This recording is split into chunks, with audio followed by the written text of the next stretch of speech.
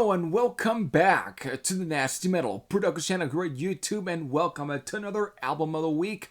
This is episode number 153, and today's episode is spotlighting Rio Grande Mud, which was the I guess depending on who you ask, it is either a classic album or probably at times maybe considered a slight so-so album from, of course, the Texas blues legends themselves, ZZ Top, which at this point, since I guess on the day that you're listening to this, has reached its 50th anniversary.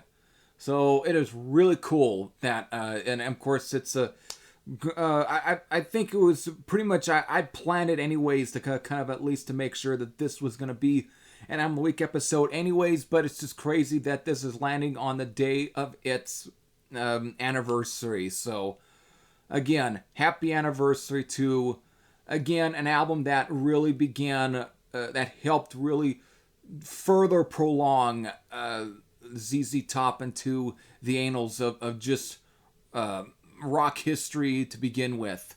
Again, we have yet to get even at least one of their bigger albums, at least the album that really would pretty much mark them as one of just at least of the 70s, and of course besides of course what will come in the 1980s.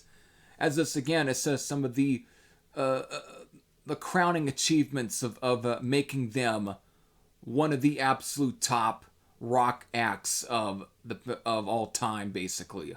So again, but before it made them legends, we have yet to get to that album. But here, this is again was more of I guess in a way as an expanding album that would of course would really drive them into to where that they would end up getting with the next album. But right now, we're focusing on Rio Grande Mud, which of course comes a year after. It's of course their first album. Again, ZZ Top's first album is what's titled. And again, the kind of, at least to recall a quote from, I believe it is a quote from Billy Gibbons, who of course about at least when it comes to the whole progress of the first album and the whole idea basically of why they titled the first album and where it was going to lead, and maybe who knows if it was going to lead into any sort of subsequent releases. Again, this was a quote from Billy Gibbons right here, reading off of Wikipedia. Again, we called the record ZZ Top's first album because we wanted everyone to know that there would be more. We weren't certain if we'd get another chance in the studio, but we had high hopes.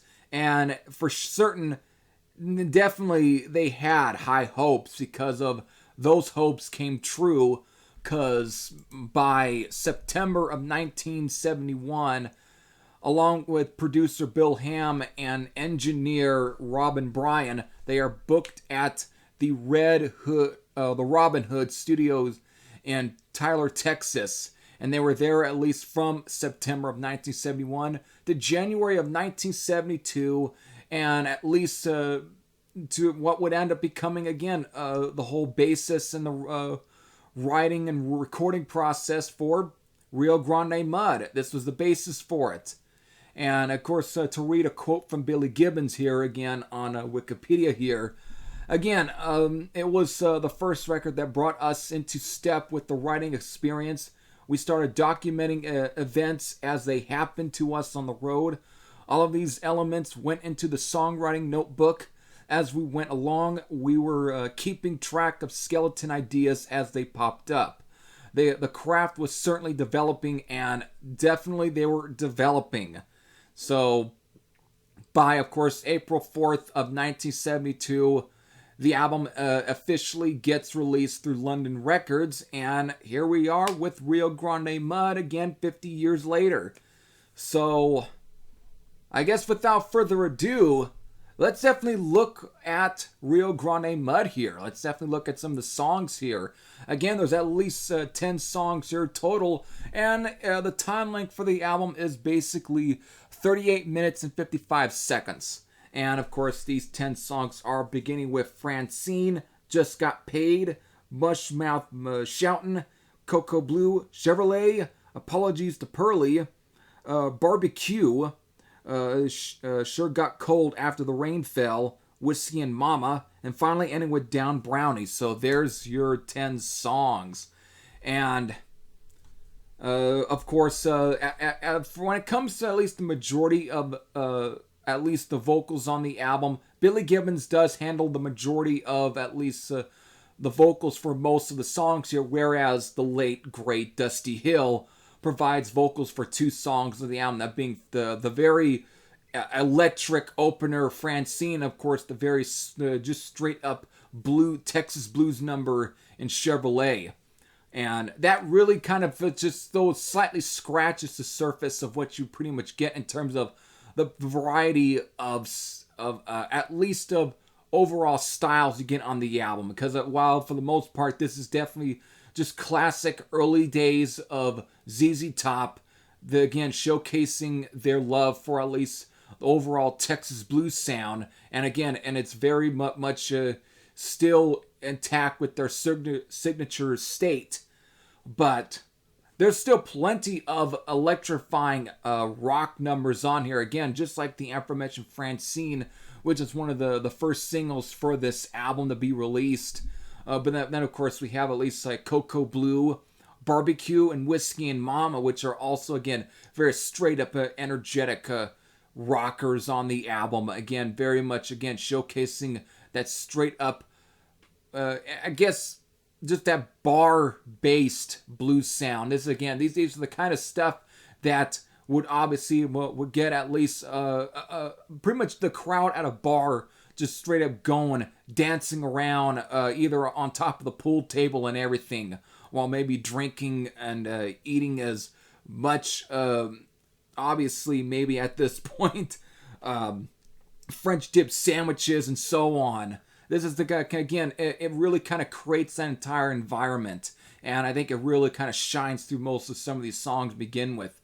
Let's definitely not also shy away from, let's say, even straight up blues hard rock or just bluesy hard rockers in like Down Brownie, which again, just really kind of expands on more of the feel and style of the debut album. Which when you had songs like Brown Sugar, which really kind of showcased more of a slightly heavier, more harder kind of sound. Again, maybe that really pushes ZZ Top into more of the straight up hard rock territory. And that's really definitely heard in like Down Brownie here, which was a great way to kind of end the album in my opinion. Just again, with the straight up low down and dirty hard rocker. But we do have also some plenty of at least straight up blues, Texas-based blues song with like Mushmouth Shoutin', and of course Chevrolet and Apologies to Pearly, and of course with also even speaking of Sure Got Cold After the Rain Fell, which is a 7 or pretty much over 7 minute straight up slow blues number that I think is very soulful and really has allowed at least for Billy Gibbons really showcase more of his just that overall emotion and feeling, and it's really good, done great, very well on the album. But I'm saving one of the absolute best songs for last for me because of we have to talk about Just Got Paid, which is really probably the closest you're going to get to more of a actually part of the album's heavier moments, because this song right here is just a early example of at least of ZZ Top's heavy blues style. Again, it's a heavy song, and again, kind of it gives you a bit of an idea of what you're going to get with the next album, which would even take this sort of style and kind of go a little further with it. Same thing with songs like Down Brownie and Whiskey and Mama and Barbecue and so on. All of these kind of styles end up getting even more stretched further and more expanded on the next album. But these are really good blueprints for that. Again, something that you at least had kind of got a really good taste of in the beginning on their debut album. It's just that everything's starting to really expand itself. But Just Got Paid is probably one of the albums, to me, it's highlight moments just because of I'm the guy who really likes the heavier kind of stuff. And this really is one that really scratches a lot of those itches for me. And it is just a great track.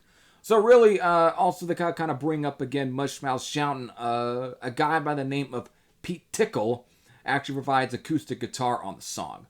So there it is. Again, there's plenty of good, solid songs on the album. Depending on who you ask about Rio Grande Mud, some will say this is definitely maybe a good expanding album from the debut album. Again, a bit of a stretch in a way from it. Just again, stretching this sort of feel and style, and maybe just like I stated, expanding on it. But depending on who you ask, also, let's say on the other side of the spectrum, some will say this was a little bit of a slight maybe filler or step down from the first album. Again, because of it is sandwiched between the debut album and, of course, the following record after Rio Grande Mud, Tres Hombres.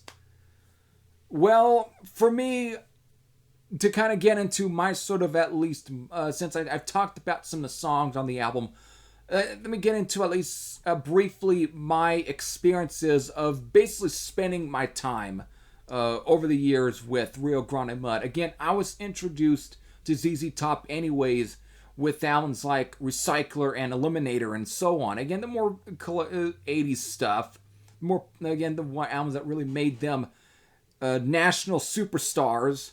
But my sort of introduction to the earlier stuff was with the Six Pack compilation album, which took a lot of the earlier albums but remixed them. So that's how I got introduced to them. And again, some albums at the time did good for me, some didn't, just because it was different. It was a little bit, I mean, I love the stuff off of basically Tres Hombres, and whatever I heard at times me off of Rio Grande Mud, but it wasn't my absolute favorite. But the minute I got a hold of the complete, what is it right here, the box set, I just got it right in front of me right now. The complete studio albums of 1970 to 1990, which technically the first album was released in 1971, but it was recorded in 1970. Just to kind of clarify that. Anyways, it's that box set that introduced me to the original mix of Rio Grande Mud. Of course, I ended up getting a hold of my father's record copy of Tres Hombres, which introduced me to that original mix there. But it's, of course, years of knowing about how to, at least always been curious how to obtain the original mixes on CD format. It was the box set that really was able to where how I found out how I can obtain the original mixes on CD format, mostly for albums like the debut and, of course, Rio Grande Mud and Tejas and so forth. And this is how I was able to really appreciate Rio Grande Mud a lot more. And over time, I think I do rate this album as probably one of my other sort of favorite ZZ Top albums, though it's definitely not my absolute favorite, because again, I do love the debut album a lot more, and of course, Tres Hombres is a classic in its own right. But because of listening to the original mix of this album, I was just able to really more appreciate the album just a lot more and more. And there's some plenty of great, again, straight up Texas blues numbers on here that are at times very electrifying, at times bordering on hard rock, and at times very much heavy rock, if you were to kind of, since that was what was mostly what I guess the proto-metal stuff was being tagged as in the early days. As some of it, mostly everyone just referred to some of the stuff as heavy rock. Hard rock wasn't yet completely defined yet, but the term heavy rock was used quite a bit.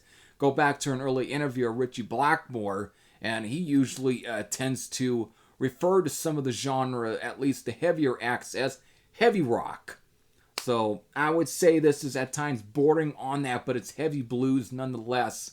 And that's, again, this album showcases all of that in one. The variety is great, and it just makes at least a much more interesting and very enjoyable experience. And I think there's still some very solid songs on here. So there we go. So that's pretty much about it, what I can say about Rio Grande Mud from, of course, ZZ Top.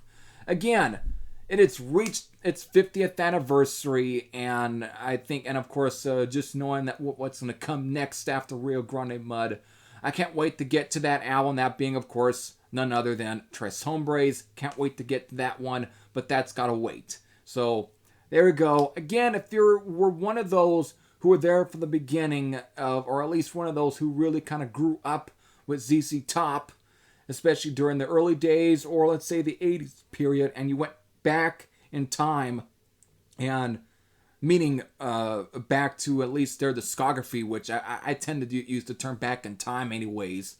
But just to, again, to really check out the earlier stuff, if you have any sort of at least experiences or any sort of, for example, to just overall thoughts, and whether it be positive or negative, you can leave them in the comments section below. But if you're one of those who have yet to check out the classic stuff from ZZ Top, mostly also referring to the earlier stuff, this is definitely not a bad album to check out. There's still some prime early ZZ Top to be found on Rio Grande Mud. So that's all I gotta say. So hope all of you enjoyed. This is Heavy Thrash Shed saying I am out. Now see you all later. Take care, everyone.